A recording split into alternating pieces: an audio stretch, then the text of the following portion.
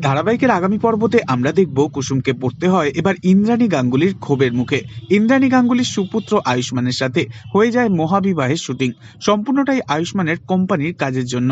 কিন্তু হঠাৎই আয়ুষ্মানের হাত থেকে স্মৃতিতে লাল সিঁদুর পরার পর কুসুম বেঁকে বসে। কুসুম সিদ্ধান্ত নেয় সেই স্মৃতির সিঁদুর কিছুতেই তুলবে না। আয়ুষ্মান এবং কুসুম একে অপরকে ভালোবাসে ঠিকই, তবে আয়ুষ্মান কখনো তা মুখ ফুটে জানায়নি ইন্দ্রাণীকে।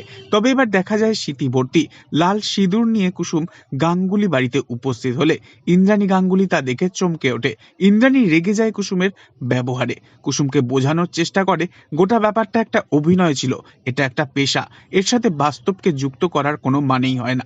তবে আয়ুষ্মান মনে মনে ভালোবাসতে থাকে কুসুমকেই। ইন্দ্রাণী গাঙ্গুলি কুসুমকে বাড়ির থেকে বের করে দিতে চাইলে তখন আয়ুষ্মান ইন্দ্রাণী গাঙ্গুলির অমতে গিয়ে কুসুমের হাতটা চেপে ধরে। তবে কি ইন্দ্রাণী গাঙ্গুলি মেনে নেবে কুসুমকে বাড়ির বড় বউ হিসেবে, নাকি পুলিশ ডেকে ঘাড় ধাক্কা দিয়ে বাড়ির থেকে বের করে দেবে? তো বন্ধুরা, কি মনে করেন আপনারা যে আয়ুষ্মান কুসুমকে ব্র্যান্ড অ্যাম্বাসাডার বানালো, সেই কুসুম ইন্দ্রাণী গাঙ্গুলির পিঠে ছুরি বসিয়ে কি ঠিক কাজ করলো, নাকি কুসুম ভুল কিছুই করেনি? আপনারা সবাই সমর্থন করছেন, অবশ্যই কমেন্টে জানাবেন। আর নেক্সট আপডেটের জন্য সাবস্ক্রাইব করে আমাদের সঙ্গেই থাকবেন। ধন্যবাদ।